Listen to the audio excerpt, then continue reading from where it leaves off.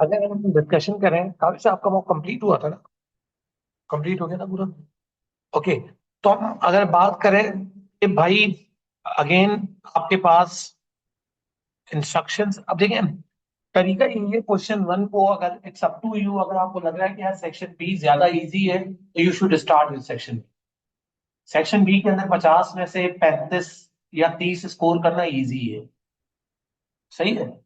Although मैं भी क्यों कर रहा हूँ ए से स्टार्ट या क्वेश्चन वन से, क्योंकि आप में से बहुत सारे लोग इसमें थोड़ा सा आप कम लेट से अटेम्प्ट किया हुआ है इसलिए, तो इसलिए इसको कंप्लीट करते हैं आप। You should assume that today date is 1st December 2024. You are an ACCA student working for a firm of accountant. Introduction regular है, इसी तरह का introduction नजर आएगा. Your manager has been discussion with Familia, the managing director of On Limited, a client of your firm. Okay, we are having our firm having a meeting discussion with the Familia. She is a managing director of On Limited and existing client.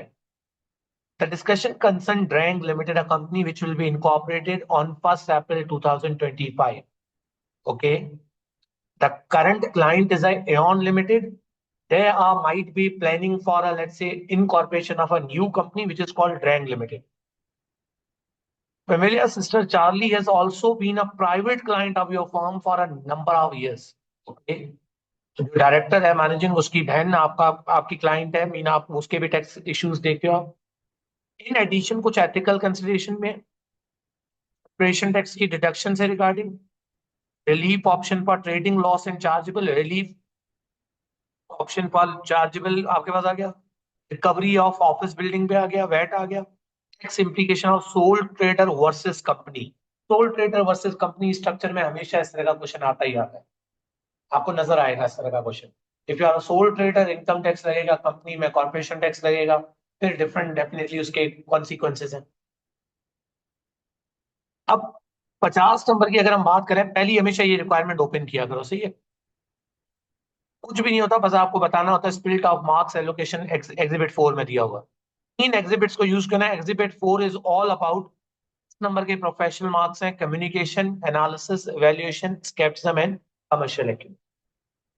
Okay, now what are the works you guys are supposed to carry.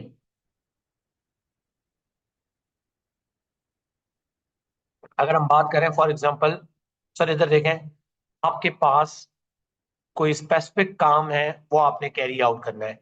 इसको आप for example थोड़ा सा minimise करके आप अपने पास open कर लेना, सही है। Extract from email notes for the meeting in respect of corporate matters. It's up to you, क्या आप क्वेश्चंस की रिक्वायरमेंट पढ़ के फिर इस पे डेटा पे जाते हो, या अगर डेटा पढ़ के फिर क्वेश्चंस पे आते हो तो भी इट्स अप टू यू। दोनों अप्रोचेज हैं। आप डेटा पढ़ के जब क्वेश्चन पे आओगे तो आपको डबल लग जाएगा, लेकिन स्टिल ये कि एक बार क्विकली गो थ्रू कर लिया करो कि क्या क्या काम आपने करना है। अब ये डिपेंड करता है, जैसे फॉर एग्जाम्पल ये देखो ना, पार्ट ए है ना 3 नंबर वाला, उसके एग्जिबिट 1 है, लेकिन पार्ट 2 देखो एग्जिबिट 1 और 2 दोनों है। अगर कोई स्पेसिफिक एग्जिबिट रिक्वायरमेंट्स है ना, स्पेसिफिक एग्जिबिट्स के साथ अलाइंड है, तो फिर उस एग्जिबिट को पढ़ के सॉल्व करो। लेकिन समटाइम आप पूरा डेटा ना पढ़ो ना, 50 नंबर के क्वेश्चन में कभी कभार कोई बात आप मिस कर जाते हो। इसलिए तो बड़ा इंपॉर्टेंट होता है कि आपने क्या आंसर करना है, ये थोड़ा सा सबर किया करो। Planning, it's not about the length of answer, it's all about planning. Notes for the meeting in respect of corporate. Please, sorry, prepare notes for us to be to use in meeting with Mammalia Gang Limited. आप देखिए, जब आप third party के साथ meeting करते हो ना, basically आपका सीनियर आपसे नोट्स बनवा रहा है, वर्किंग पेपर्स बनवा रहा है कि मेरी मैनेजिंग डायरेक्टर के साथ मीटिंग है, तो जरा तुम हमें प्रॉपर जरा मसलों पे बना के दो। देखो अप्रोप्रिएट फॉर्मेट रखना, टोन कम्युनिकेशन की अच्छी रखना, इस तरह की चीजें देखना आप। अच्छा, अब नोट्स बनाने सबसे पहला और एक इजी नंबर आपने होता है, सिंपल एक इजी नंबर, जिसमें आपने ये जो इंट्रोडक्शन है यहीं से डेटा उठा लिया करो। एक नंबर आपको मिल जाएगा हेडिंग का, नोट्स फॉर द मीटिंग। आप मतलब इसमें लिख लो a, notes for meeting in respect of various matters, या कॉर्पोरेट मैटर्स या वेरियस मैटर्स। आप इसमें अगेन हेडिंग दे दो। मतलब आप इसको थोड़ा सा कोशिश किया करो हेडिंग जितनी ज्यादा यूज करोगे क्लियर कम्युनिकेशन होगी। अब क्या होगा, सबसे पहले क्लाइंट, सब्जेक्ट और डेट और prepared by. This is the easy format you are suppose to follow. Client लिख दिया, क्लाइंट का नाम लिख दिया।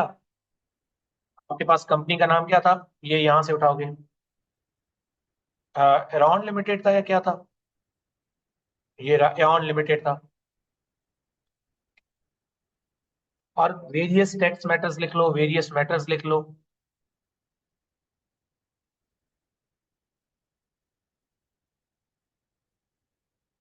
प्रिपेयर्ड बाय सीनियर लिख दो, क्योंकि लाजमी है उसके सामने आपने ये नहीं लिखना कि आप जूनियर हो, आप तो उसके साथ मीटिंग कर रहे हो ना। हाँ, हाँ टैक्स एडवाइजर लिख दो, कोई इशू नहीं है। 1 दिसंबर 2024, जो डेट उसने बताई हुई है वही यूज करनी है। सही है। अब अगेन, अब ये हमारे पास एक फॉर्मेट बन गया। Now we are suppose to read the requirement. कहता है purchase of capital items on 1 April 2025। अगर मुझे याद हो, इसमें आपने ना, इन पेपर्स में ये होता है कि बहुत सारा डेटा पढ़ के भूल जाते हैं। जैसे मुझे याद हो 1 अप्रैल 2025 उसने कहा था ग्रैंड लिमिटेड कोई कंपनी इनकॉर्पोरेट करने की डेट थी, तो उस दिन पे कोई कैपिटल आइटम खरीद रहा है। Corporation tax deduction available in respect of purchase of capital item by Drang limited. Comment on the validity of the advice received from the familiar university friend. Comment on the validity of advice received. पहले तो आपने देखो 3 number है, एक number आपको इसकी एक number, 2 number इसको एलोकेट कर लो। 2 नंबर आपको इसके मिलेंगे, कॉर्पोरेशन टैक्स की डिडक्शन क्या होंगे। एक उसके फ्रेंड ने, कोई यूनिवर्सिटी फ्रेंड ने ना, कोई फेमिलियर के यूनिवर्सिटी फ्रेंड ने कोई एडवाइस दी है, अब वो वैलिड एडवाइस है या नहीं है इसके ऊपर कमेंट करो। अब ये स्केप्टिज्म स्किल यहाँ पे अप्लाई होंगे। इधर देखो, मैं एग्जिबिट 1 पढ़ रहा हूँ। इसमें इतना कंफ्यूज मत हुआ करो, आपको कोई और फाइल ऊपर चाहिए, इसको बंद करने के बजाय ये देखो वर्ड प्रोसेसर ओपन हो गया। तो आप इसको थोड़ा सा मैनेज करना आना चाहिए आपको कि यार चीज मैनेज कैसे करनी है मैंने। Extract from an email from a familiar dated 1 December. Drang Limited, as I mentioned when we last spoke, Drang Limited will be incorporated and begin trading. It will be a UK resident company and will prepare account 31 March year. Okay, final fiscal year के साथ ये aligned है 1 April 2025 में। And Holi taxable supply करेंगे। Okay, 3 ownership structures हैं, इसको हम बाद में डिस्कस करते हैं। ये चीज, ये देखो, ये मेन चीज उसने 3 नंबर यहां से पूछे। मेन चीज उसने 3 नंबर यहां से पूछे हैं, पढ़े इससे रिगार्डिंग।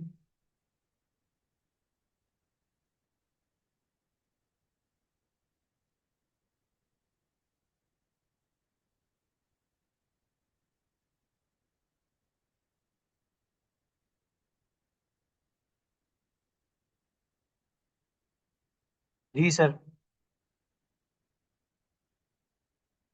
3 नंबर है, बड़े सिंपल है और बड़े मजे के 3 नंबर है ये। ड्रैग लिमिटेड ने trade and assets unconnected third party से, purchase will be going concern नहीं है वैट पर्पस के लिए। Assets of business include the following capital items. Goodwill है, गुडविल है, रजिस्टर्ड ट्रेडमार्क है, ऑफिस बिल्डिंग है। Goodwill will be amortise over what, trademark will not B.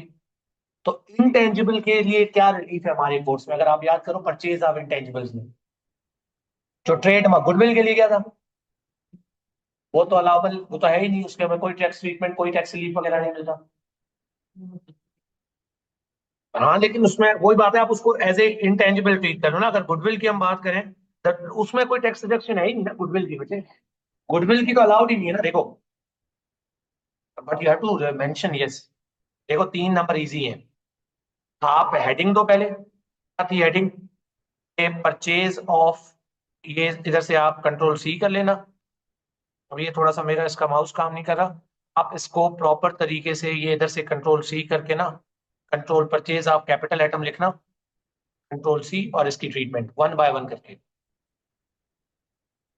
Control we हो गया।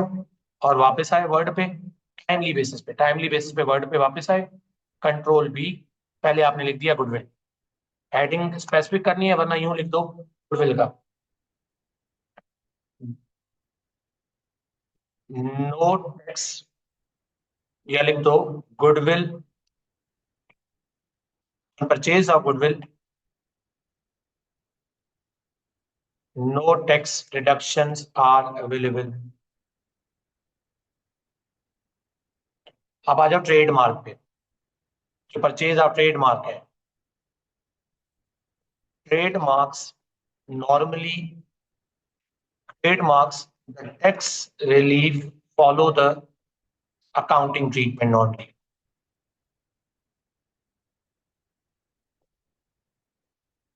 Business get relief on what the amortization charge in accounts, but considering the fact, ये देखो trademarks को तो amortise ही नहीं करते, तो इसलिए बेनिफिशियल है कि वो जो अल्टरनेटिव ट्रीटमेंट क्या थी इसकी, 4% स्ट्रेट लाइन पे रिलीफ ले लें, इतना ही बस। Considering the fact business does not, business या ड्रैंग लिमिटेड नाम यूज करना है, will not amortize, it will be beneficial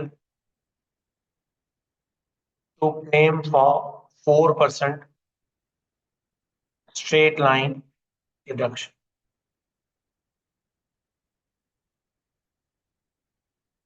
So no relief as it will be beneficial to claim.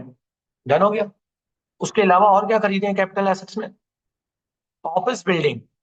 अच्छा, ऑफिस बिल्डिंग के अंदर, office building the direct limited will 2/3 of headquarter, the remaining will be rented out, election to old university ने क्या कहा है कि इसकी बात को बात करते हैं, पहले उसकी बात को करो भाई, क्या के बिल्डिंग के अंदर क्या क्या चीजें हैं, कहीं ब्रेक डाउन तो नहीं दिया हुआ?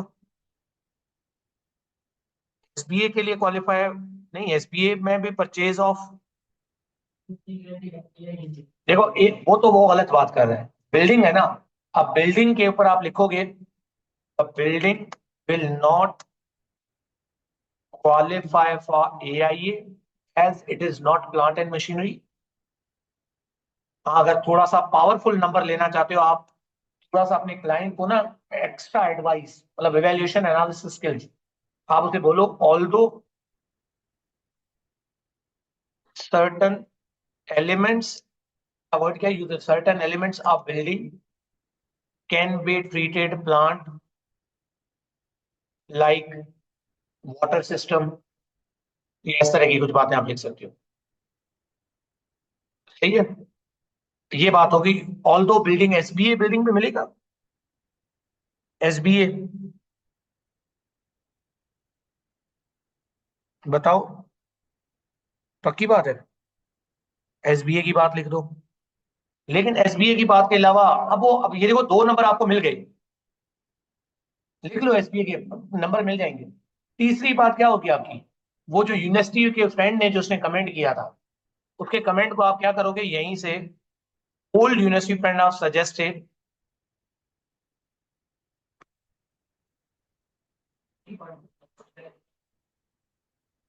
ओल्ड नहीं, आप उससे वही बात है कि यहीं पे आप अलग लिख दो ना। अब इसी के साथ लिंक कर दो, चलो इसी के साथ आप लिंक कर दो।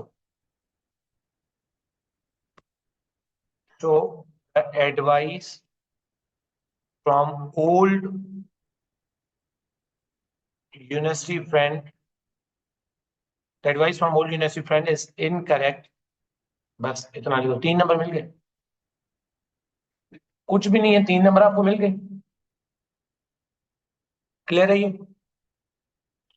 अब अगर हम बात करें इस 3 नंबर के बाद आगे क्या था,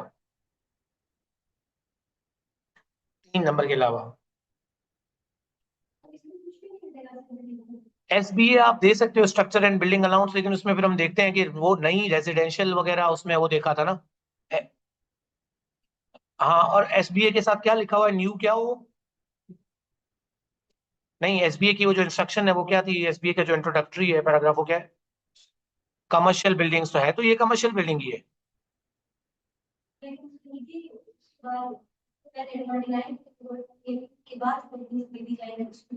तो ये तो उससे बाद में ही खरीदी है ना, मतलब क्योंकि 1 अप्रैल 2025 है। हाँ हाँ, ऑफिस बिल्डिंग हो सकती है, कमर्शियल बिल्डिंग है, ऑफिस बिल्डिंग हो सकती है।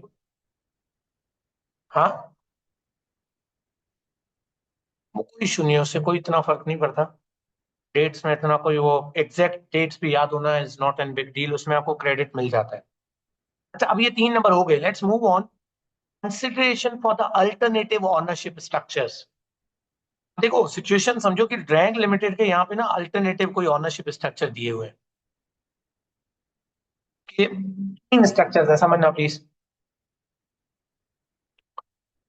3 अल्टरनेटिव स्ट्रक्चर्स हैं कंपनी के। एक है स्ट्रक्चर एक्स, इसमें 80 हमारे पास हो, ब्रेंड्स लिमिटेड और मिस्टर केन के पास। दूसरे में वाई में एॉन और मिस्टर केन करें। ये थोड़ा सा डिफरेंट क्वेश्चन इसने बना दिया। थर्ड में दोनों कंपनीज मिलके, एक कंपनी और एक इंडिविजुअल मिलके कंपनी बना रहा है। पहले क्या है कि 2 कंपनीज प्लस 1 इंडिविजुअल, फिर एक कंपनी और एक इंडिविजुअल बना, फिर एक कंपनी और 2 कंपनीज मिलके बना रही है। हम इन तीनों स्ट्रक्चर्स की कंसिडरेशन को मद्देनजर रखते हुए, yes, consideration for the alternative ownership structure exhibit explain the budgeted trading loss of Drang Limited for the year ended 31 March would be available to offset for Aeon Limited, Brents Limited, and Mr. Kane under each of the three structures. इसका loss Drang limited का, budgeted Drang limited का loss would be available to offset पहले वाले structures और each 3 structures. For example Drang limited बन गई, drank limited का loss होगा, पहले वाले स्ट्रक्चर में कितना कितना लॉस किस किस को सरेंडर होगा। GRG group, relief group. Explain whether or not Aeon Limited will be able to roll over the chargeable gain in respect of each of building sale against the office building to be purchased by। तो अगर ये capital gain group का part हुई, तो मैंने और आपने पढ़ा था ना, कैपिटल गेन ग्रुप पार्ट में अगर आप हुए तो आप अपने जैसे कि एॉन लिमिटेड बेच रहा है, आगे खरीद कौन रहा है, पर ड्रैंग लिमिटेड, तो वो विद इन टाइम पीरियड वगैरह देखेंगे, रोल ओवर की कंडीशन मीट हुई है नहीं हुई, 1 साल पहले, 3 साल अगले, सारी पैसे इन्वेस्ट किए नहीं किए, इस तरह की चीजें देखेंगे। Last but not the least, supporting calculation के साथ आपने बताना है Aon limited gain should be relieved in order to obtain the which of the Aon limited gain, कौन से गेन उसके रिलीव करें in order to maximum tax benefit. तो गेन्स वगैरह भी तो ट्रांसफर हो जाते हैं ना। बेसिकली ये पूरा का पूरा कॉर्पोरेशन टैक्स के ग्रुप का पार्ट है ये, जो अभी नजर आ रहा है। अब देखते हैं सिनारियो क्या है। अच्छा, बाय द वे कोशिश किया करो हेडिंग दे दिया करो, इसमें आप ना हेडिंग दे दो, ए का पार्ट 1 है ये,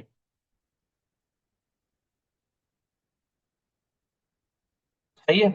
ए का जो इररेलेवेंट है उनको बंद कर लिया करो, सही है। ए का पार्ट 1 आ गया, ए का पार्ट 2, ए का पार्ट 2।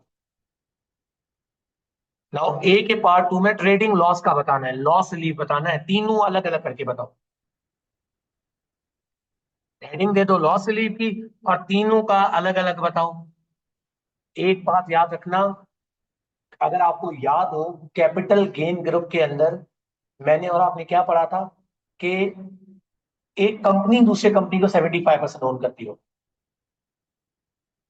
तो अगर ड्रैंग लिमिटेड मैं हूं ना, for example Muqaddas limited, Nida limited and Mariam individual है, she is not let's say corporate company नहीं है, आप तीनों ने मुझे एक्वायर किया है, तो मरियम के अगेंस्ट लॉस सरेंडर नहीं हो सकता, क्योंकि कंपनी का ग्रुप का पार्ट तो ग्रुप रिलीफ ग्रुप में तो कंपनीज आती है, कंपनीज एंड डायरेक्ट 75% सब्सिडी। तो मेरी बात अंडरस्टैंड करना, पहली बात यह कि क्या ग्रुप बन रहा है नहीं बन रहा, पहले ये भी देखना है आपने। तो आप इंट्रोडक्टरी पैराग्राफ में लिख सकते हो कि it's not possible for the, वो जो बंदा था क्या नाम था इसका, ये जो मिस्टर केन है, मिस्टर केन के अगेंस्ट तो कोई लॉस सरेंडर ही नहीं हो सकता। तो एक बार हम डेटा पढ़ते हैं फिर भी आते हैं वापस इस पे। एक मिनट जस्ट है।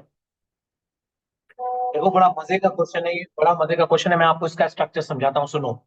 देखो एक्स में क्या एक्स वाले में किस किस का ग्रुप रिलीफ बन रहा है? सिर्फ ड्रैंक का और यार्न का 75% है। ब्रिंट्स लिमिटेड के साथ बनेगा ही नहीं, क्योंकि ब्रिंट्स 10% ओन कर रहा है। ये बात समझ आई काविश? इसी तरह मरियम, मिस्टर केन तो चलो इंडिविजुअल था ही नहीं, अब स्ट्रक्चर एक्स में कैपिटल गेन ग्रुप इन्हीं का ही बनेगा, यार्न का और सिर्फ ड्रैंक का।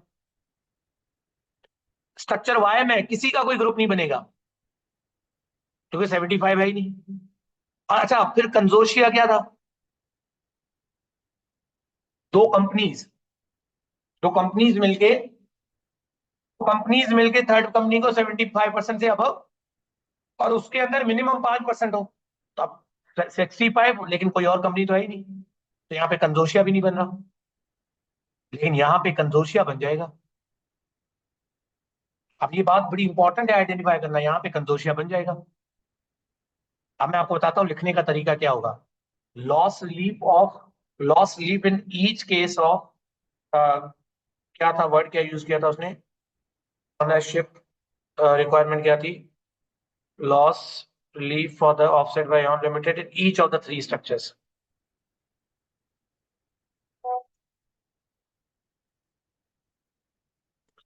Loss relief in structure X.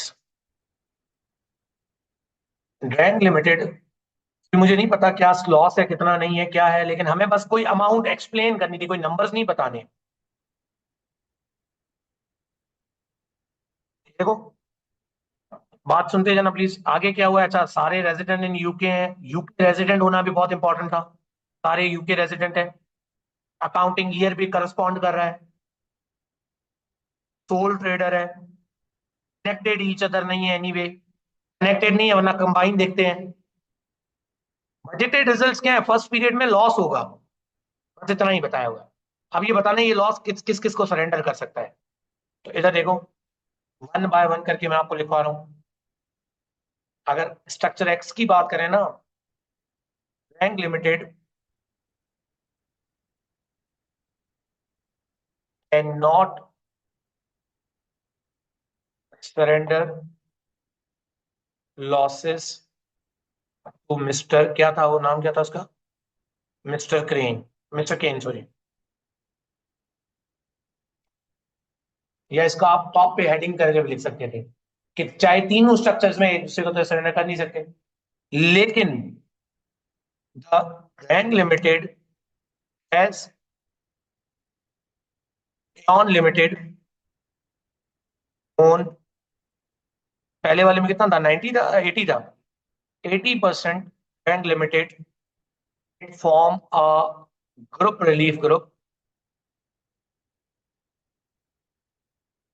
So further it is also UK resident company,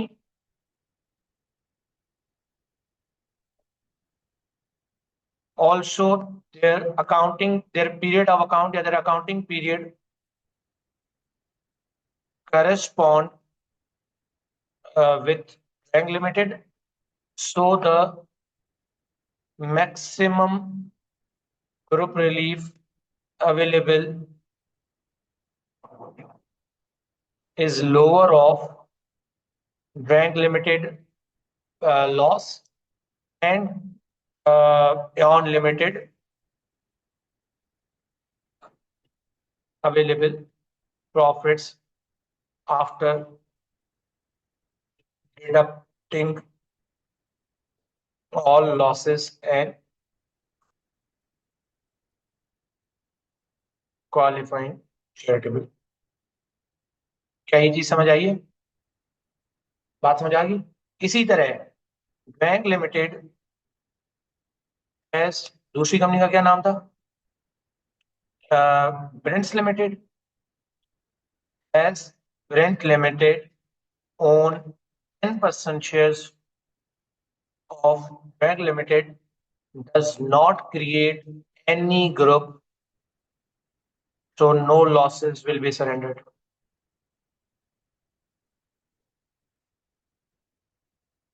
फिर ये स्ट्रक्चर एक्स की बात होगी, loss relief in structure Y.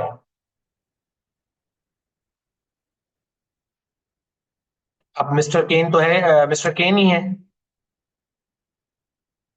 Mister Ken तो है, लेकिन अगेन उसके बारे में वो लिख दो।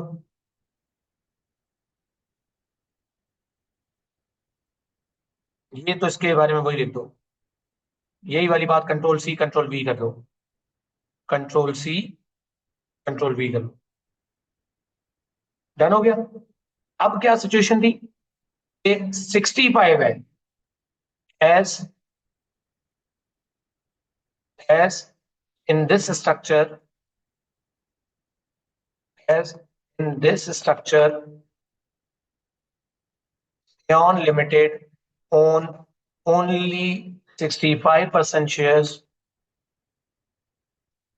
which does not create any group, relief group. So no losses will be surrendered. Done हो गया?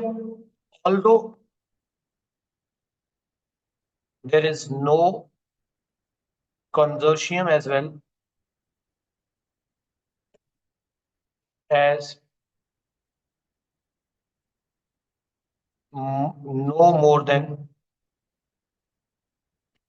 companies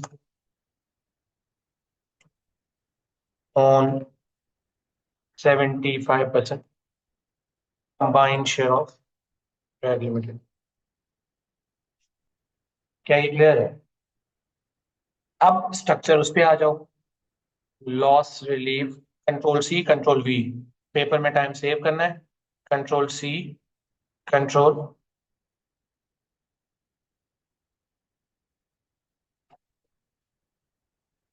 अब इसमें तो दो लोग हैं, अब तो एक बात वही रिपीट होगी दोबारा, ये वाली,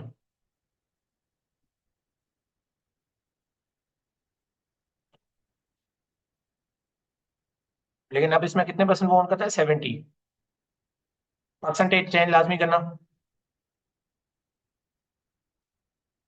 सही है, सेम गोज विथ, देखो लिखोगे ये, same goes with the Brents Limited has only own 30%, which does not create any group.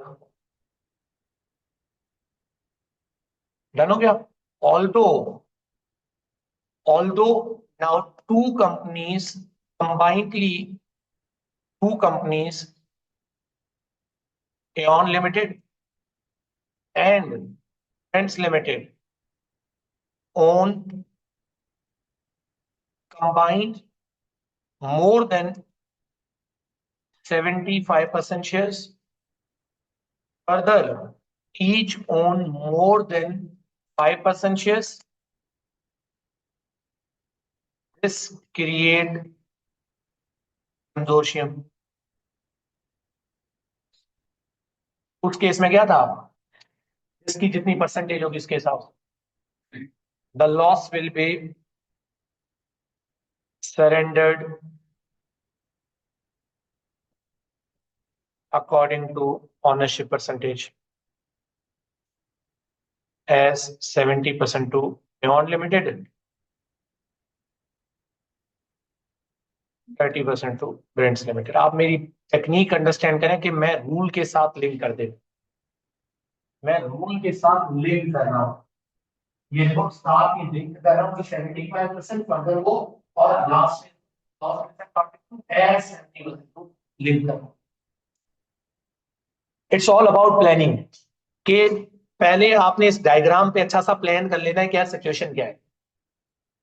अभी बात खत्म नहीं हुई है, 15 नंबर में से हमने कोई 5 6 7 नंबर ले लिए होंगे, 8 नंबर ले लिए होंगे भी। असल ये है कि explain whether or not Aon Limited will be able to roll over the chargeable gain. जरा एऑन लिमिटेड का डेटा पढ़ लें एक बार।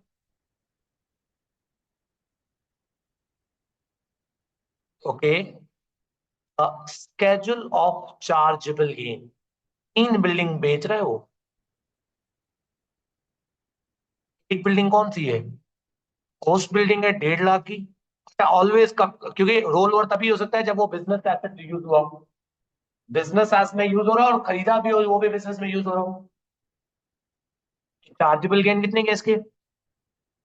1.5 लाख के। सेल प्रोसीड कितनी है? दो दो सी की। कब डेट ऑफ डिस्पोजल है? 1 अक्टूबर 2000। प्लीज अंडरस्टैंड करना, बड़ा इंपॉर्टेंट है और इजी था, आपको आता है ये। रिप बिल्डिंग 80,000 के है, 340। रिप बिल्डिंग 90,000 है, 1 जुलाई 2026। 1 जुलाई 2026 है। अब हमें देखना पड़ेगा कि हमने इसका आंसर क्या करना है। और कोई एऑन लिमिटेड से रिगार्डिंग कोई और डेटा लिखा हुआ है? कोई और है? सर ये परचेज कर रहे हैं ना, ये वाली चीज, ये देखो ना, ये जो चीज परचेज कर रहे हैं, ये रिप्लेस ही किया है ना ऑफिस बिल्डिंग। ये रिप्लेस किया है ना उन्होंने, देखो purchase the trade and assets unconnected party से। देखते हैं एक बार रिक्वायरमेंट पे आओ वापस। रिक्वायरमेंट ये एक्सप्लेन करना है पहली बात कि आया Beyond Limited will be able to roll over the chargeable gain each of the building, each of building के साथ लिंक करना है। अच्छा वो करता है नहीं करता वो तो आगे की बात है। Each of the building of, ये देखें, against the office building to be purchase by Drag limited. Office building किस दिन पे खरीदा है? 1 अप्रैल पे। अब जरा कंडीशन क्या थी? ऑफिस बिल्डिंग की वैल्यू क्या है? 270। तो तीनों में से कितने हैं इसमें? अच्छा वो तो चलो हम फिर उसमें फिर देख लेंगे कि कितना उसमें। Office will be 2/3 office building headquarter, remaining rented out होगा। रिमेनिंग रेंटेड आउट होगा तो उस केस में वो हम देख लेंगे। लेकिन क्वेश्चन ये है, कौन कौन सी बिल्डिंग के अगेंस्ट रोल ओवर हो सकता है? कितने में? 270 में।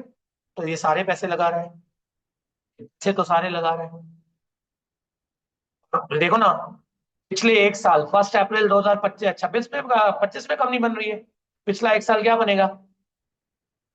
1 अप्रैल 2024। तो ये तो तीनों डेट्स भी रेलिवेंट है। आखिरी वाली क्यों? आखिरी वाली क्यों नहीं है कर्ज?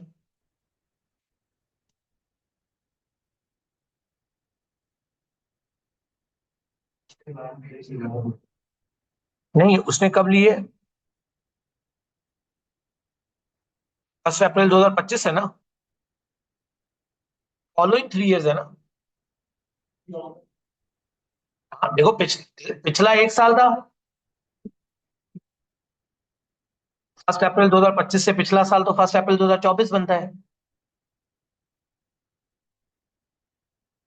अच्छा सॉरी सॉरी सॉरी, हम ये गलती कर रहे हैं ना, छोटी सी गलती कर रहे हैं। हम परचेज वाले को क्यों देख रहे हैं? हमने डिस्पोजल वाले को देखना है ना। हमने डिस्पोजल वाले को देखना है, सही कह रहे हो। हम सारे उसमें अल्टरनेटिव वे में देख रहे हैं। डिस्पोजल वाले को देखो। 1 अक्टूबर 2025 से पिछले साल 1 अक्टूबर 2024। तो वो तो आप 1 अक्टूबर 2024 या अगले 3 साल। तो अगले 3 सालों में आपने पिछले में आ रहा है ना 1 अप्रैल 2025। इसी तरह 1 फेब जो पिछले 1 फेब 2025। और फिर तो ये तो आ रहा है ना अभी भी। अभी भी आ रहा है क्योंकि अप्रैल, लेकिन आखिरी वाला जुलाई 2026 से पिछला साल क्या बन जाएगा? एक 2025। जुलाई 2025 तो वो कब खरीद रहा है? अप्रैल 2025 में। तो वो तो एक साल वाले में आ ही नहीं रहा। Okay, the question is one by one करके लिखो। हाँ नहीं मैं बात समझा नहीं, क्या कर सकते हो?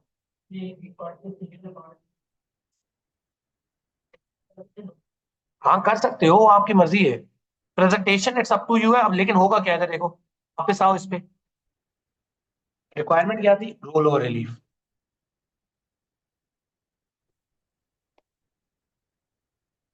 Control B, control you.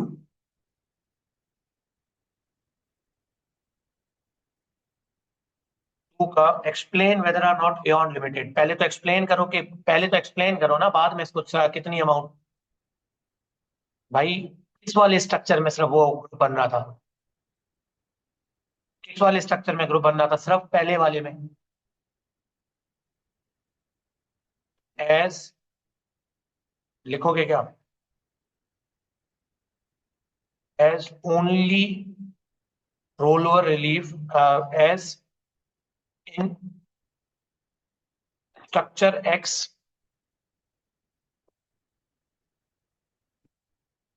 Aeon Limited on more than 75% as in only लिखो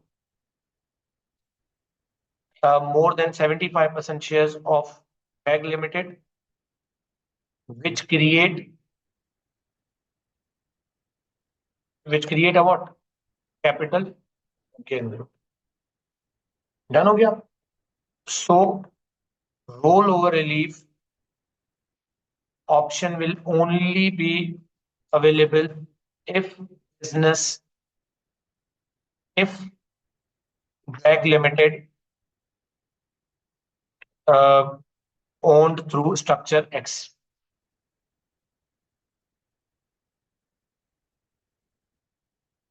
ये एक एक्सप्लेनेशन का आ गया. अब ईच बिल्डिंग के against role over relief in capital gain group is available if one member sell the qualifying asset and other replace the qualifying asset within qualifying period, which is 1 year before the 1 year prior to disposal date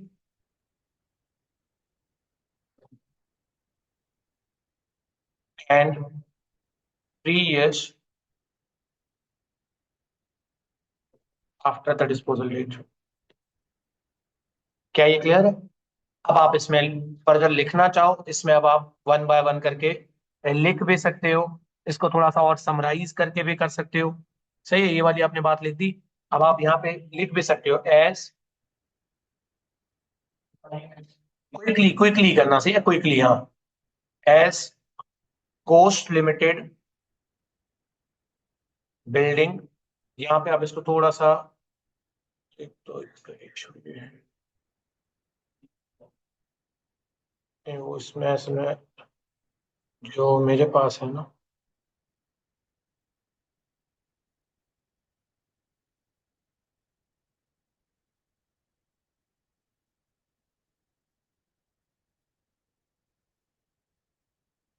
okay, इधर देखो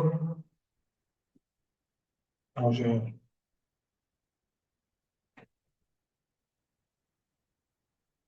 इधर देखें, इधर इसको रख दो side पे.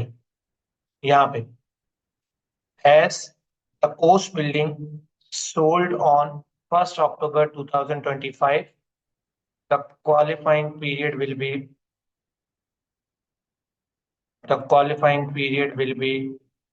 1st October 2024 to 1st October 2028. As BAG Limited acquired the office building on 1st April 2025, so this met the criteria. इसी तरह अब आप सारा का सारा इसको, ये देखो, ये लाइन आपने यहाँ पे लिख दी. इसी तरह आप इसको पूरा का पूरा वो कर सकते हो, मतलब कॉपी करके बस नाम चेंज कर लो थोड़ा सा इसमें. ये इसका हो गया, ये देखो. इसी तरह सारा का सारा इसी को कंट्रोल सी, पेपर में टाइम सेव करना है, control C, control V. As, अब दूसरी बिल्डिंग का नाम क्या है? Rip building. As Rip building sold on 1st Feb 2026.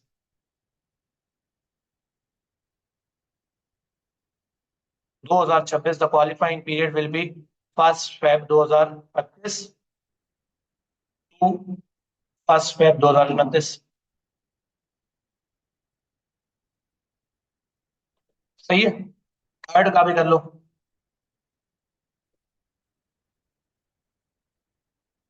As, अब बिल्डिंग कौन सी है? 5th building sold on 1st July 2026. The qualifying period is 1st July 2025 paper में स्पेलिंग वगैरह से रिगार्डिंग इतनी टेंशन नहीं लेनी। 28 हो जाएगा 1 जुलाई। Required for other office building show does not meet criteria, not required within qualifying time period. अब कैलकुलेशन भी तो बतानी थी इसे, कैलकुलेशन भी तो बतानी थी कि भाई बिल्डिंग पर्पस के लिए। अब मुझे बताओ, अगर हम वन बाय वन करके करें, वन बाय वन करके करें कि हम क्विकली उसकी कैलकुलेशन इवन आप इस पे भी शो कर सकते हो, स्प्रेडशीट पे भी। The gain will be rolled over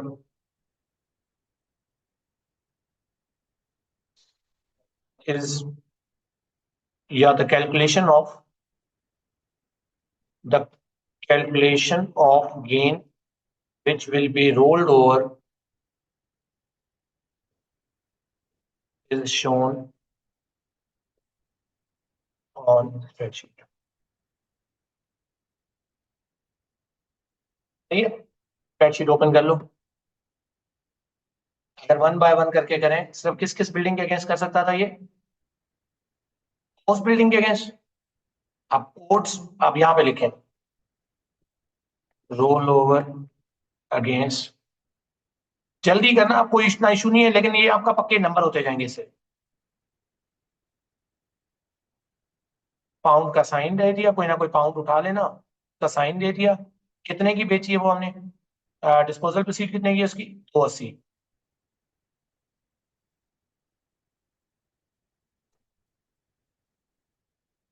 अच्छा, फिर कॉस्ट कितनी है?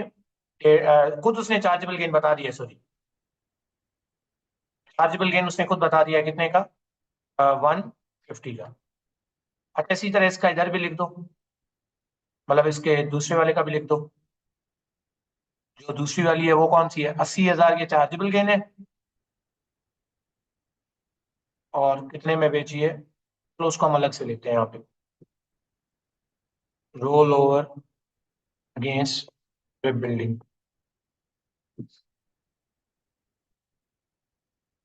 ठीक है, मैं स्टूडेंट पर्सपेक्टिव से बता रहा हूँ, आप स्टूडेंट पर्सपेक्टिव से इसी तरह की प्रेजेंटेशन करोगे। कितने की प्रोसीड है? बार बार लिखने के बजाय control C control V link दे दो। 340 की बेची है, चार्जेबल गेन कितने के हैं? 80,000। अब देखते हैं रोल ओवर कितना होना है। देखो, मुझे बताओ कि वो जो बिल्डिंग आपने एक्वायर की है, वो जो आपने बिल्डिंग एक्वायर की है, ये तो जो बिल्डिंग बेची थी ना, आपने ऑफिस बिल्डिंग एक्वायर की है, उसकी किस कॉस्ट के अगेंस्ट आपको रोल ओवर कर सकते हो? जो बिजनेस पोर्शन हो। वो टोटल बिल्डिंग हमने कितने में खरीदी थी? आई थिंक 270 थी। 270 का 2/3 उसने परचेज की है। टोटल 270 नहीं देखना, 270,000 का 2/3 देखना है। तो उसने पैसे तो पूरे लगाए हैं।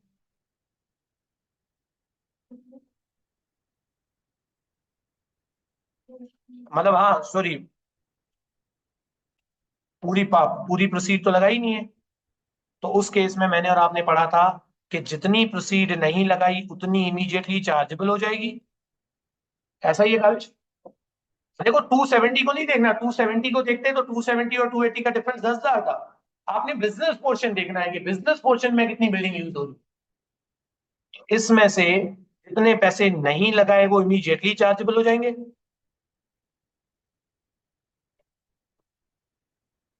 जो डिफरेंस है वो आपका क्या हो जाएगा? Roll over. डिफरेंस आपका क्या हो जाएगा? Roll over. क्या ये बात क्लियर है? डिफरेंस आपका रोल ओवर हो जाएगा। किसके अगेंस्ट? यहाँ पे हाईलाइट कर देना इसको। सेकंड केस में भी सिचुएशन सेम है, लेकिन अब सिचुएशन ये है कि 340 और 180 का कितने पैसे आपने नहीं लगाए? आपने तो 160 नहीं लगाए। तो अब आपका गेन कितना है? अब आपने गेन से ज्यादा पैसे नहीं लगाए, तो रोल ओवर जीरो होगा। सारे के सारे गेन क्या हो जाएंगे? रोल ओवर जीरो हो जाएगा।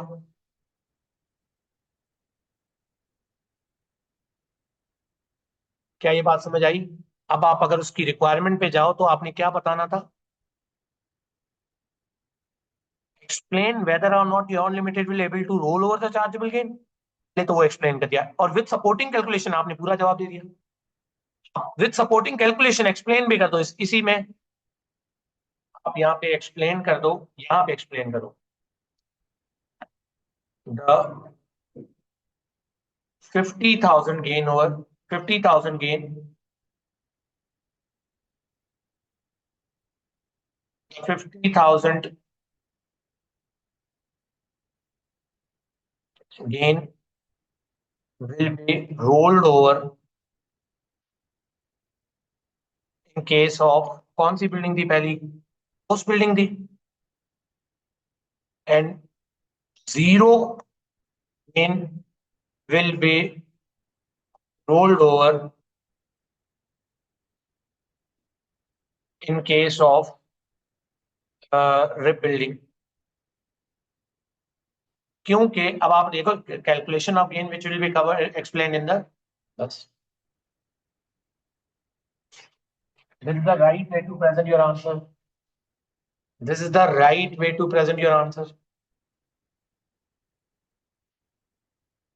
समझ आए? सर आप अभी तक अगर हम बात करें, हमने अराउंड कोई 2:30 के बाद या 2:30 पे स्टार्ट किया होगा। अभी तक आप नंबर से रिगार्डिंग टेंशन नहीं लेनी। आपने ना करते करते 3 नंबर, ये 15, 18, 18 और लाजमी है इसके अंदर 6-7 नंबर प्रोफेशनल होंगे। Okay, now what you are suppose to answer, ये पढ़े सिर्फ, ये पढ़े। 4 नंबर है, 4 नंबर के लिए उसने कितनी आपके लिए हेल्प की है, देखें, चेक करें।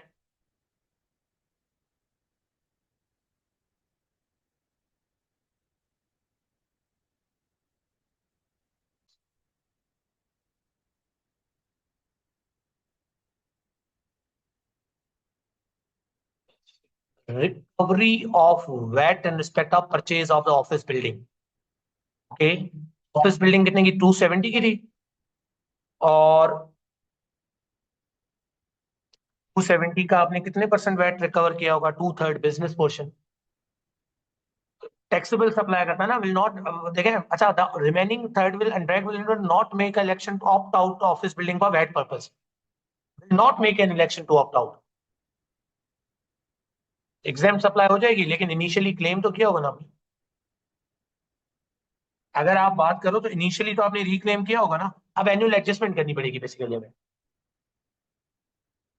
यस, मतलब इसकी कैलकुलेशन शो करनी है बेसिकली। अच्छा, जब क्या है, ये देखो, advise me unconnected third party seller as opt, अच्छा ये, अच्छा, सॉरी सॉरी, सही कह रही हो कि वो एग्जाम्प्ट हो जाती है अगर उसने ऑप्ट आउट जो किया हुआ है। लेकिन यहाँ पे पढ़ो, has advise me that unconnected seller has opted to tax the office building such that that will be charge. तो input tax will be able to recover in respect of office building. Input VAT कितना होगा? जितने की cost है उसका 20% into 2/3। तो एक तो यहाँ पे आप लिख लो, इधर जाओ, इसमें आप लिखो, ये जो वर्ड सीट एक्सेल थी ना, इसमें आप यहाँ पे ए का जाके पार्ट 2 लिख लेते। हेडिंग दे देना कि उसको कंफ्यूजन ना हो। अब हम बात करें ए के पार्ट 3 की। कैलकुलेशन एक्सप्लेनेशन नहीं है, ये रहा ना, calculate the total input tax will be recovered. तो टोटल इनपुट टैक्स कितना रिकवरेबल होगा, ये देखो।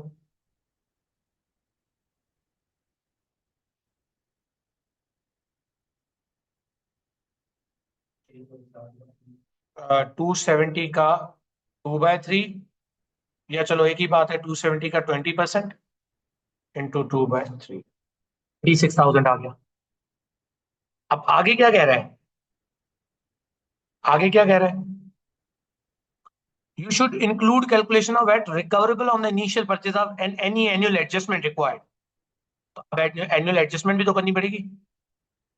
एनुअल एडजस्टमेंट भी तो करनी पड़ेगी, कितने की एनुअल एडजस्टमेंट करनी पड़ेगी? And any include calculation of amount of, assume that office building is rented out what, and that from 1st April will use the whole of the office building in the business। तो अब बताओ, अब तो हमारा annual adjustment में क्या हमारा recoverable बन जाएगा ये भी। देखो पहले आपने थर्ड पोर्शन रिकवर किया ना, मतलब 2 पैसा रिकवर किया, तो कितने साल लाइफ है बिल्डिंग की टोटल? ये है ना 20 साल। तो आज 1 अप्रैल 2000 मीन 25 से 26, 26 से 27, 27 से 28, 28 से 29, 4 साल तक वो कर रहा है, 4 साल तक, 4 साल तक अराउंड कर रहा है। बिल्डिंग 20 ईयर्स ओल्ड है, लेकिन इसमें मैक्सिमम बिल्डिंग के केस में टाइम पीरियड 10 था। याद है कैपिटल गुड स्कीम में मैक्सिमम 10 था। 10 में से 4 तो गुजर गए, तो पीछे कितने रह गए? 6। जितना आपने वैट दिया है ना, मैं आपको बताता हूँ। देखो, मेरी बात अंडरस्टैंड करो, यहीं पे एक्सप्लेन करना चाहो तो यहीं पे कर लो। As business will use building for uh, for the business purpose from 1st April 2019. For a business will use the building for business purpose from 1st April 2019, 2029. So annual adjustment is required. कितने की annual adjustment होगी? कितने की annual adjustment होगी? Total VAT कितना होता? Total VAT, total VAT कितना दिया है देखो। टोटल इनपुट वैट कितना था? 270,000 का 20%। असल में 36,000 तो रिकवर हो गया ना, जो बिजनेस पोर्शन था। जो वो रेजिडेंशियल पर्पज के लिए 18,000 था, वो रिकवर नहीं हुआ एक हिस्सा। अब हमने 10 साल देना, 4 साल तक का तो हमने क्या नाम है, रेजिडेंशियल पर्पज था, लेकिन 6 साल के लिए तो रिकवर करेंगे।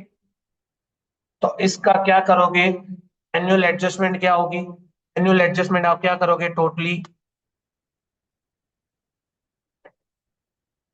पहले इसका डिफरेंस ले लो, या यूं कर लो ना, उस नॉट रिक्लेम कितना था वो लिख लो यहाँ पे, यूं प्रेजेंटेशन कर लो। नॉट रिक्लेम कितना था? 270,000 का 20% इंटू 1/3। 10 साल तक, 4 साल तो यूज हो गए।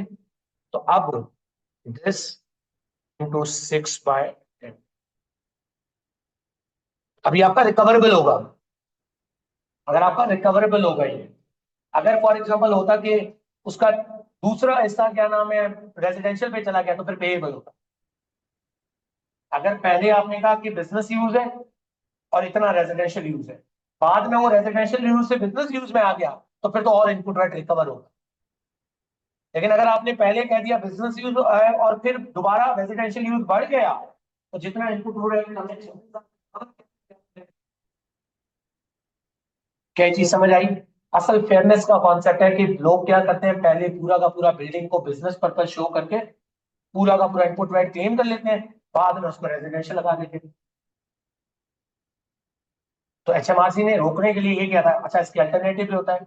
कुछ लोग पहले रेजिडेंशियल के लिए रिकवर नहीं कर पाते, कैपिटल गुड स्कीम में पार्ट होने का फायदा ये है। क्या चीज क्लियर है? सर ये आपके 4 नंबर ये भी पूरे हो गए, 4, 3, 7, 7 और अराउंड आपके पास जो ऊपर नंबर थे, 15, 22 नंबर पूरे। अब 5 नंबर किस चीज के हैं?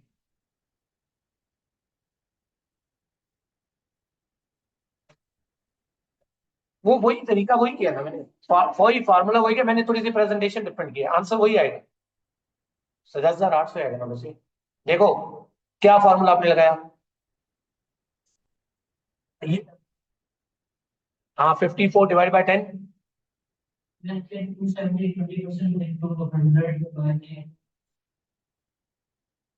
54 आ गया ओवरऑल टोटल।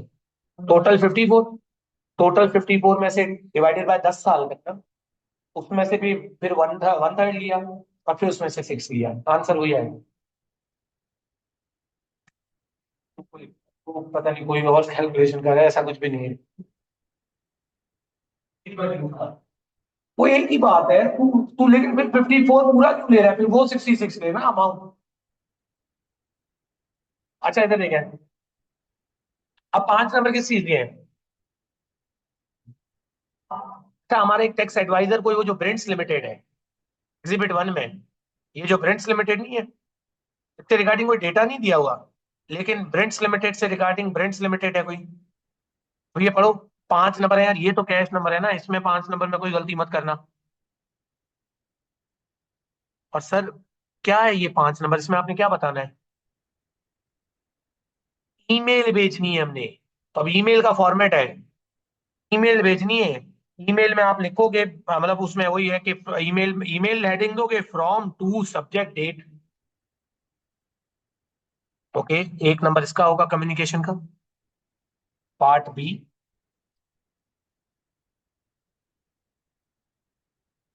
इधर देखो B, becoming tax adviser of brands limited.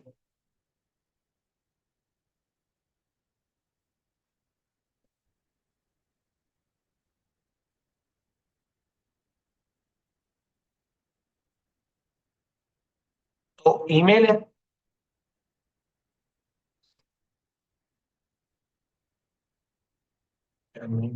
Email, email में सबसे पहले क्या होता है? फ्रॉम, किसी से वालों को ईमेल किए ना कभी, फ्रॉम टू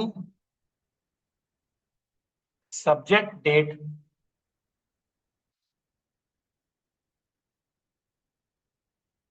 काम क्या हो जाएगा? Tax senior, to home brands limited, या किसको बतानी है हमने? अच्छा, सेंड मी एन ईमेल, सही है, तो टैक्स मैनेजर हो जाएगा।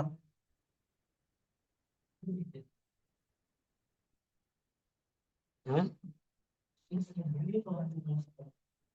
सर बनाना है ना फॉर्मेट, तभी तो इसके नंबर है, कौन सा कोई इतना ज्यादा टाइम लगेगा, ये तो बिल्कुल इजी है।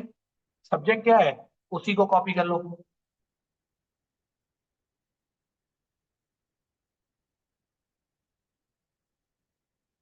डेट क्या थी? 1 दिसंबर 2024।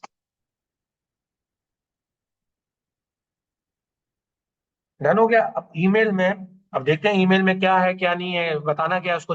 कितने नंबर है ये? 5। भाई ये पक्के नंबर है।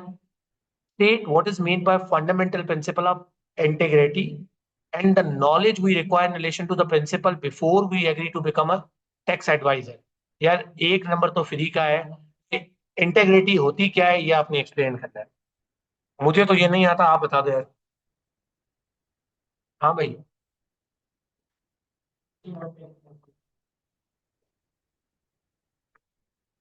स्ट्रेट फॉरवर्ड ऑनेस्ट, एक वर्ड यूज होता है ना, straightforward honest in all professional and business judgements या रिलेशनशिप।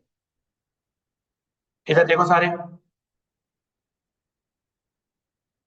हेडिंग देनी है तो हेडिंग दे दो, जितनी ज्यादा हेडिंग दोगे उससे आपके नंबर पक्के होते जाएंगे।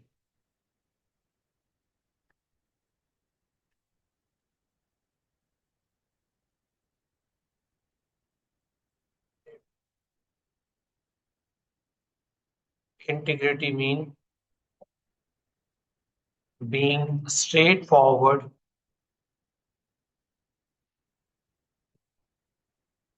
honest in all personal and business relationship। बात खत्म। बात खत्म यहाँ पे नहीं होती।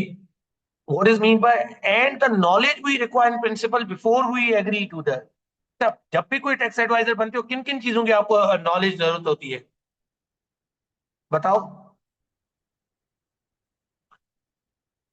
Knowledge of we require principle before we agree to become a tax advisor to what? नहीं, ब्रेंड्स लिमिटेड से रिगार्डिंग, अभी अगर आप इस प्रिंसिपल के हिसाब से बताएं तो relation to this principle. Okay, पिछले टैक्स एडवाइजर से पूछ सकते हो, पिछले टैक्स एडवाइजर से कंसल्ट कर सकते हो रिगार्डिंग कि ब्रेंड्स लिमिटेड क्या स्ट्रेट फॉरवर्ड ऑनेस्ट है या नहीं है।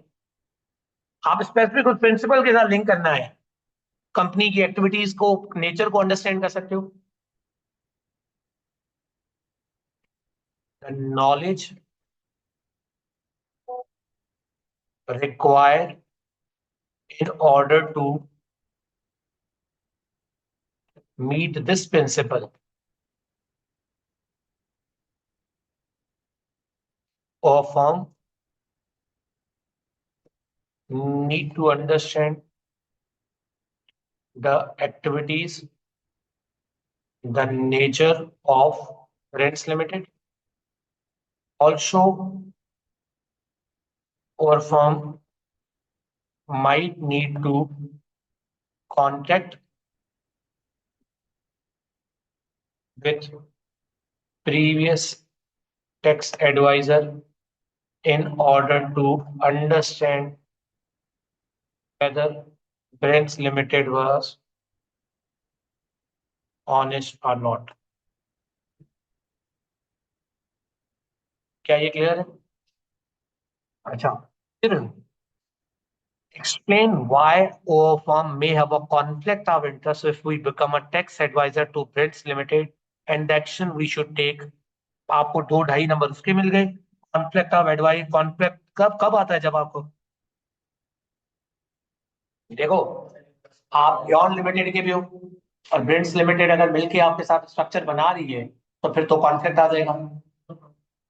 यस, कॉन्फ्लिक्ट ऑफ इंटरेस्ट तब आता है जब आप दो कनेक्टेड पार्टीज के टैक्स एडवाइजर हो, या एक वर्ड स्पेसिफिक यूज किया जाता है, क्या होगा वो, कि सिमिलर ट्रांजैक्शन में दो पार्टीज को आप एडवाइस कर रहे हो. पहले आप लिखो कि आया वो होगा या नहीं होगा, और इसका हल क्या है. ये तो बड़ा इजी है यार, ये तो आप ऑडिट सारे पास करके बैठे हो. लेकिन अब ऐसी क्वेश्चन के केस में ज्यादा भी नहीं लिखना. मतलब पता चले पूरा का पूरा वो कॉन्फ्लिक्ट ऑफ इंटरेस्ट वाला टीम, पहले कॉन्सेंट लेना है, अलग टीम यूज करनी है, एग्रीमेंट साइन करवाने, इतनी बातें भी नहीं लिखनी. मतलब ये सारी बात एक समरी लाइन में लिख दो. Conflict of interest arise when what yeah, conflict of interest arise if our firm will work for two clients which have what? Interest in similar transactions. Interest in similar transactions.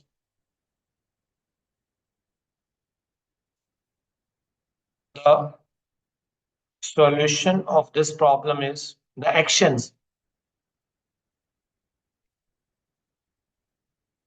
our firm need to get consent, need to take consent from Aeon Limited. Further, separate tax tax advisory team will be used. Further, confidentiality agreement can be signed from both team members. बस 5 number पूरे हो गए. सही है. Okay, अब इन सारों के बाद आप 5 नंबर ये भी हो गए. सर 5 और 4 9, 9 और 15 24 3 27, अराउंड आप 13 नंबर का काम आपका रह गया. 13 नंबर का काम. एंड ये 13 नंबर क्या है सर? ये 13 नंबर क्या है sir? Charlie private client work, exhibit 3 को अभी तक आपने छेड़ा नहीं है, उसके अंदर 13 नंबर है. अगर आप अंडरस्टैंड करें तो देखो, आपको मैंने अगेन मैं बता रहा हूं कि it's not about the quantity what you are writing, it's all about the quality. Are you answering the relevant all requirements? अगर आप अंडरस्टैंड करो तो मैं बार बार रिक्वायरमेंट्स में जाके ये देख रहा हूँ क्या मैं उसकी रिक्वायरमेंट को आंसर कर रहा हूँ. इवन मैंने एक लाइन के अंदर इंटीग्रिटी लिखी है. बहुत सारे बच्चे ये भी होता है कि सर ये यू हैव आंसर्ड देयर कि what is the principle, what is the meaning of integrity, right? Sir principle of integrity जब आपने लिख दिया, आपके बाद आपके पास ये क्या है रिक्वायरमेंट सर, ये जो 13 नंबर की है. तो फिर मेमोरेंडम, पहले मेमोरेंडम का फॉर्मेट बनाओ. Client file issues set out above. Sir again अगर आप मेमोरेंडम बनाओगे, मेमोरेंडम के अंदर वही बात है कि for client subject C memorandum है, हेडिंग देना चाहो तो हेडिंग दे दो। क्या था मेमोरेंडम में सबसे पहले? फॉर फाइल हो जाएगा। क्या था? क्लाइंट, यार इसके फॉर्मेट पक्के कर लेना, चार्ली। और फिर क्या हो जाएगा? सब्जेक्ट, और सब्जेक्ट यहीं से उठाया करो, कोशिश किया करो यहीं से उठाया करो, प्राइवेट क्लाइंट वर्क। देखो एक बात रखो कि वो सब्जेक्ट कहाँ से उठाता है। जैसे ये देखो, पर टैक्स एडवाइजरी का सब्जेक्ट उसने यहीं से उठाया था, ये रहा, coming tax adviser, private client work.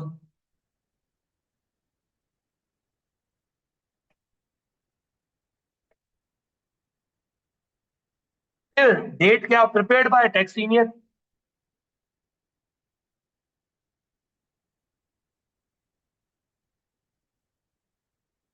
Date 1 December 2020। Now, what you're supposed to answer in respect of budgeted tax adjusted loss है 50,000 का। Relief available against Charlie income and chargeable gain of 25-26 the tax saving as a result of this leave. I think losses का part है ये तो। ये तो losses का part है। चार्ली है, मे बी ट्रेडिंग लॉस है, इंडिविजुअल का केस होगा। इंडिविजुअल के केस में इसको लॉस हो गया है, टोटल इनकम के अगेंस्ट ऑफसेट कर सकता है, कैप लग जाता है lower of rule. Total income और 25% एटीआई का एडजस्ट है टोटल इनकम का। और आप टोटल इनकम के गेन के अगेंस्ट तभी ऑफसेट कर सकते अगर आपने पहले टोटल इनकम के अगेंस्ट ऑफसेट किया हो, और वो भी गेन के अगेंस्ट लोअर ऑफ। कैप था ना टोटल इनकम के अगेंस्ट, जब भी ऑफसेट करते हो 50,000 और 25% of adjusted total income. Adjusted total income का 25%। अच्छा, फिर चार्जेबल गेन के अगेंस्ट भी ऑफसेट कर सकते हो, लोअर ऑफ वाला रूल अपने माइंड में याद रखना है। आप देखो, आप प्लानिंग कर लो पहले कि यार पूछ कर, आप इस तरह का 1 मिनट अपने साथ लगाओ, आपके पास मटेरियल मिल गया लिखने के लिए। आप स्ट्रक्चर ए का बताना है, पहले स्ट्रक्चर ए का बताना है। इधर देखो, हेडिंग दे दो, स्ट्रक्चर ए, ट्रेडिंग लॉस रिलीफ अवेलेबल।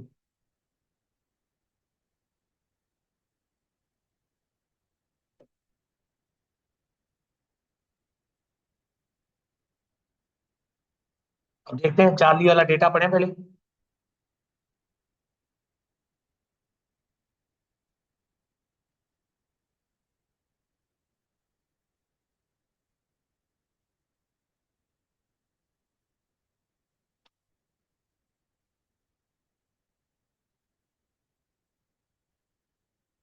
ये रहा,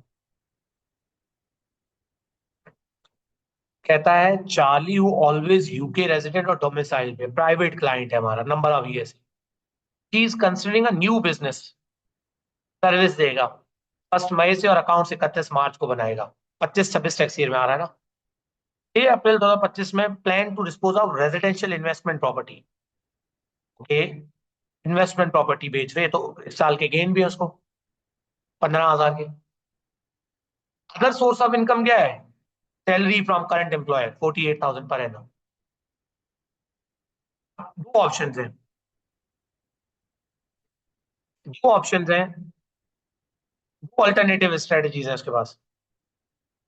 to alternative. A, he will trade as an unincorporated sole trader। Okay, देखो सोल ट्रेडर में कितने, 50,000 का लॉस होगा, तो 50,000 में से टोटल इनकम के अगेंस्ट मैक्सिमम अमाउंट होती है, टोटल इनकम के अगेंस्ट मैक्सिमम अमाउंट ऑफसेट होगी।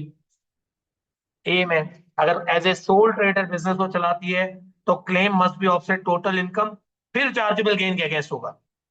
48,000 सैलरी है टोटल इनकम में से, तो अब बताओ, आपका पर्सनल अलाउंस जाया हो जाएगा, आपका पर्सनल अलाउंस जाया हो जाएगा। इनकम टैक्स सेविंग बाद में बताते हैं, इनकम टैक्स सेविंग बाद में बताते हैं।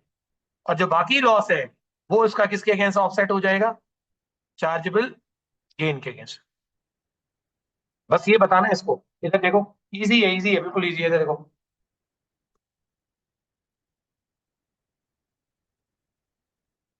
तरीका क्या होगा लिखने का, ये देखो, trading loss of 50,000 GBP can only be can be offset against current year total income and current year chargeable gain, but first it should be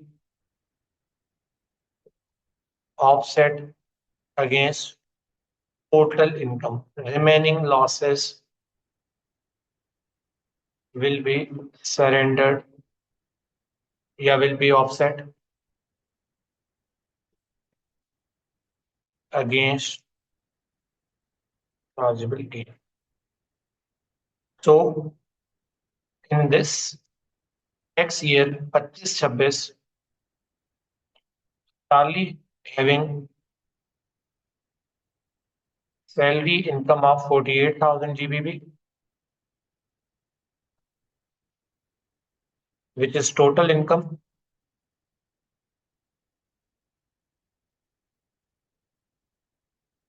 So the loss, so the 48,000 GBP trading loss will be offset against total income, which will result in loss of personal.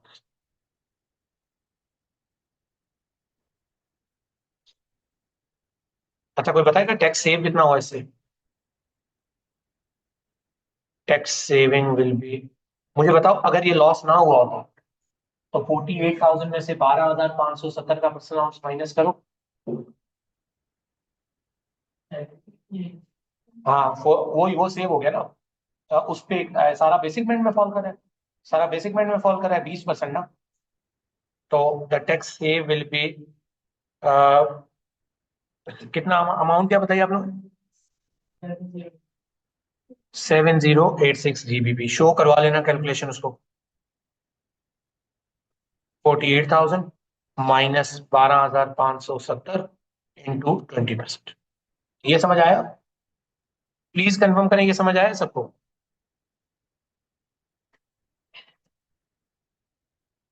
फिर the remaining loss, the remaining loss of 2,000 GBP, 50,000, ये देखो यूं show करो, 48,000 will be offset against residential property gains, which will save tax। उस case में कितना save होगा? उसमें कितना टैक्स दिया होगा आपने?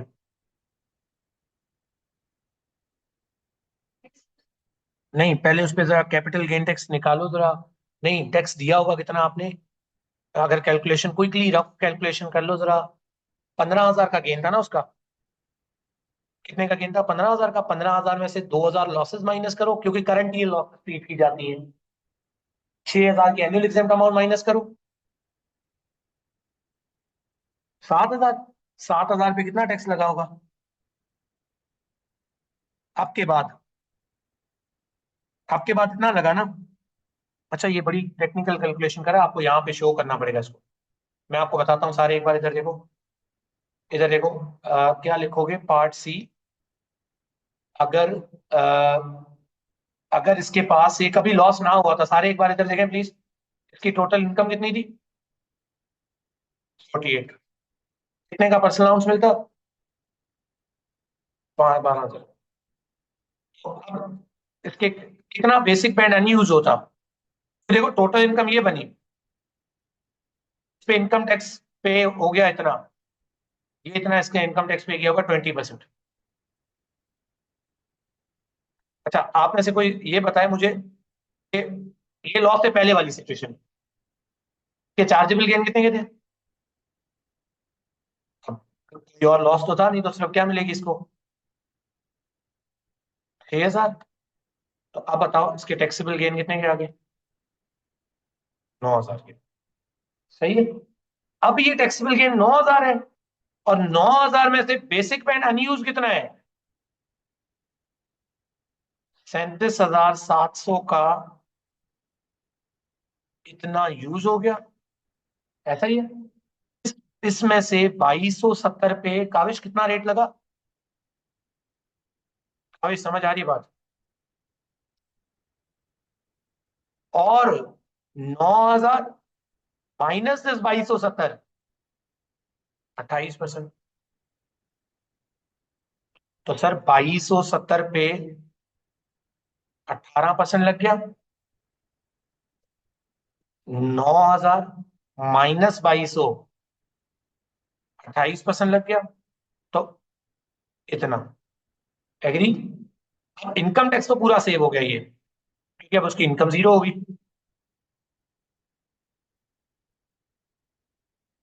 कैपिटल गेन टैक्स कितना सेव हुआ इधर देखो। अब मुझे बताओ, अब इसके टैक्सेबल गेन कितने आए? अब इसके टैक्सेबल गेन कितने के आए?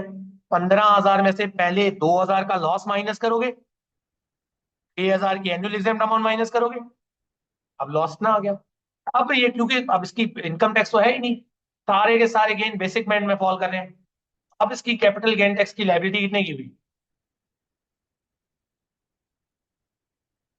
तो इन द एंड में सीजीटी कितना सेव हुआ? पहले 2293 था, अभी 1260 है। क्या ये बात समझ आई? आप इसकी, पता है क्या करो इधर देखो, आप यूं लिखो, the tax saving calculation is shown in, यहां पे मत लिखो,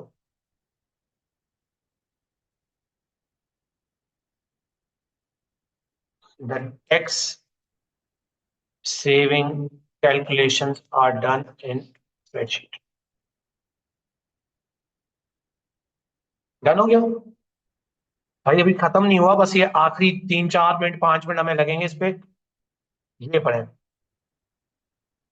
अरे ए में तो ये हो गया ना, बी में calculate the which will be deemed to be paid in Charlie. Explain the implication of this payment on Palmer Limited, liability and taxation of any dividend subsequently paid to Charlie by the, अच्छा ये मुझे लगता है वो personal service company होगा।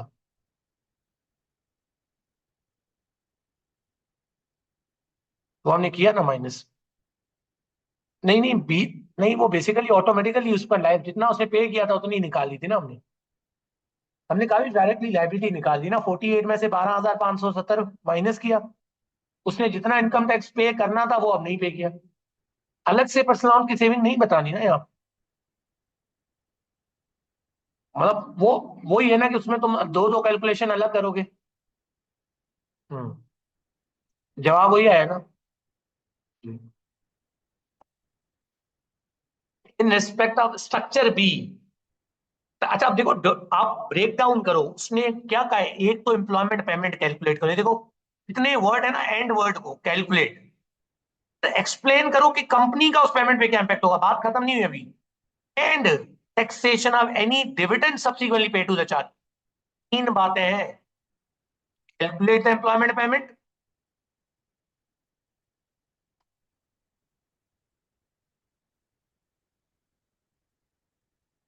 Calculate the employment payment,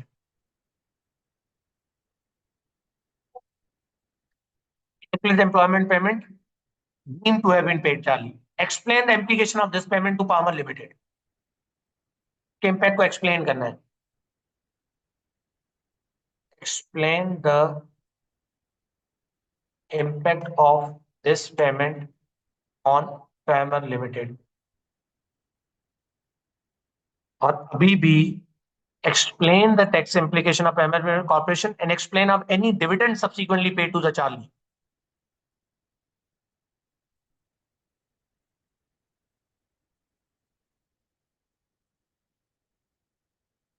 Explain the dividend treatment, dividend tax treatment.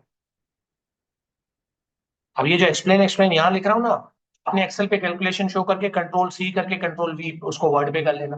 ये तो मैंने समझाने के लिए किया है, यहीं पे कि थोड़ा सा इजी हो जाए। इधर देखो, अब ये पढ़ो,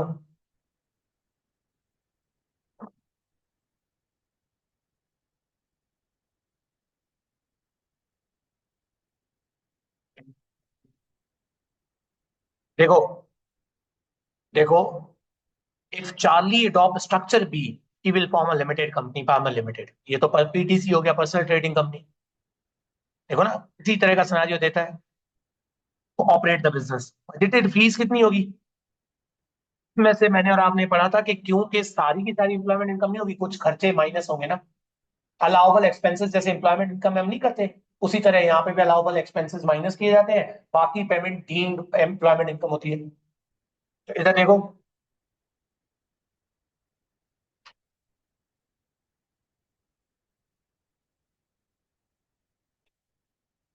आप नंबर्स याद रखने आपने, सही है थोड़े से। सबसे पहले मैंने और आपने इसका फॉर्मेट क्या पढ़ा था, अगर आपको याद हो तो? Yes, income from the relevant, heading क्या दे दोगे, income from the relevant engagement,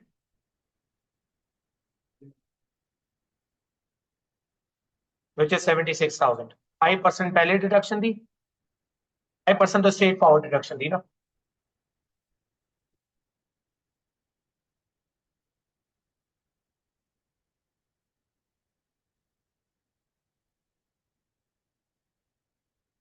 5% ये डिडक्शन हो गई। इस अमाउंट को कोई नाम नहीं देते। फिर मैंने और आपने पढ़ा था, इसमें से अगर कोई डीम्ड, हाँ, वो आएगी ना, वही कह रहा हूँ ना, वो जो डीम्ड है वो माइनस करेंगे ना। जो salary paid by personal service company है, वो कितनी है, कोई अमाउंट बताएगा?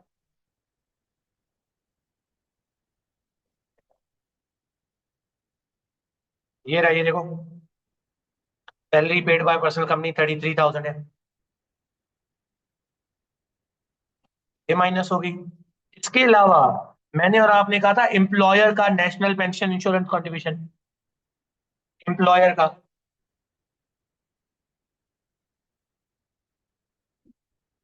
एम्प्लॉयर कॉन्ट्रीब्यूशन इनटू एनआईसी, वो तो क्या था उसका, 9,100 से जो एक्चुअल सैलरी है 33,000, माइनस 9,100 की लिमिट थी ना एम्प्लॉयर की, इंटू 13.8,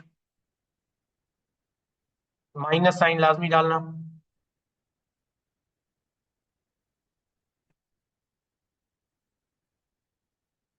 3,928 ये आ गया। अब मुझे बताएं, ग्रॉस अमाउंट, अभी एम्प्लॉयमेंट इनकम है, लेकिन इसमें से एम्प्लॉय का अपना एनआईसी माइनस करेंगे।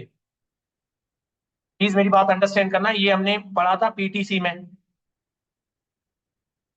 ये अब आ जाएगी इसकी ग्रॉस इनकम,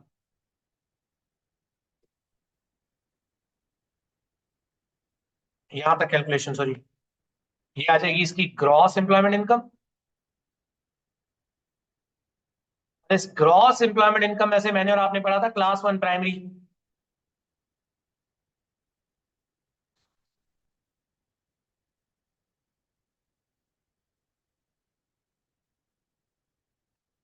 बताओ क्लास वन प्राइमरी कितनी होगी? उसके लिए क्या लिमिट थी? नहीं, बल्कि ग्रॉस नहीं थी वो, सॉरी, हमने इसमें पढ़ा था वो जो एम्प्लॉयर का एनआईसी, हमने एज्यूम करना था कि ये जो पेमेंट है ये 113.8% है। इसमें से एम्प्लॉयर एनआईसी पहले हमने इतना डिडक्ट किया, लेकिन एम्प्लॉयर एनआईसी पे तो इसी में से ही होगा।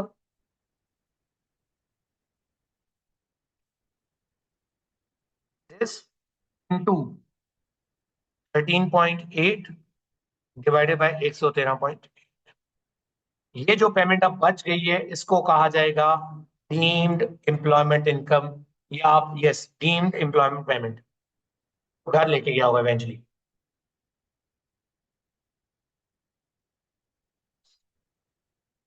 भाई ये डीम्ड एम्प्लॉयमेंट आ गई, अभी बात खत्म नहीं हुई है, इधर देखो प्लीज। ये आ गई डीम एम्प्लॉयमेंट पेमेंट। अब आपने एक्सप्लेन करना है इसके इम्पैक्ट को पैमल लिमिटेड पे। जी बताओगे पैमल लिमिटेड को भाई डीम्ड एम्प्लॉयमेंट इनकम पे? कॉर्पोरेशन टैक्स में दोनों बिजनेस एक्सपेंस है ना, एम्प्लॉय फ्री किया जाएगा ना। तो बिजनेस एक्सपेंस है, कॉर्पोरेशन टैक्स में सैलरी है, अलाउबल एक्सपेंसेस है, ट्रेडिंग प्रॉफिट में से माइनस कर दो। नॉर्मल बिजनेस पर्पज के लिए खर्चे हैं, तो जो भी इसके पास आपके पास है एम्प्लॉयमेंट इनकम, उसका आप टैक्स डिडक्शन मिल जाएगी आपको, टैक्स डिडक्शन मिल जाएगी ना, आसान वर्ड में। The deemed payment of employment income and any relevant NIC is allowable deduction for Famer Limited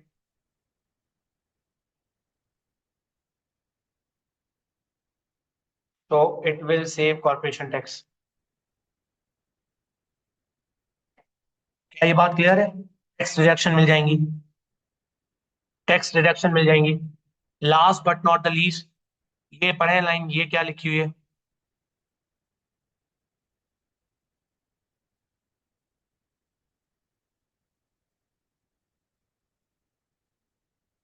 हाँ भाई, अगर सब्सिक्वेंटली इसको अब डिविडेंड की फॉर्म में ये पैसे लेता है तो मैंने और आपने पढ़ा था कि अप टू डीम पेमेंट तक एग्जेम्प्ट होगा। देखो खुद देखो ना, बात समझो ना, कि अगर उसको डिविडेंड कितना अमाउंट से कितना मिला तो फिर तो उसको एम्प्लॉयमेंट तो ऑलरेडी दे चुका होगा, तो डिविडेंड एग्जेम्प्ट हो जाएगा। लेकिन अगर डिविडेंड उसको इससे ज्यादा मिला तो ज्यादा वाली अमाउंट में उसको टैक्स देना पड़ेगा। तो आप लिखोगे if Charlie received any form of dividend up to deemed employment payment, क्या वर्ड यूज करेंगे? No income tax will be applicable, right? Although if dividend payment exceed deemed employment payment, this will be क्या हो जाएगी? Tax. तो आप paper का 2:30 पे हमने स्टार्ट किया था, 4:05 हो रहे हैं, 4 अराउंड 1.5 घंटा भी अगर आपका लग जाता है ना, no issue at all. 50 number है भाई, 3 घंटे 15 मिनट है, इजीली दिस इज डूएबल।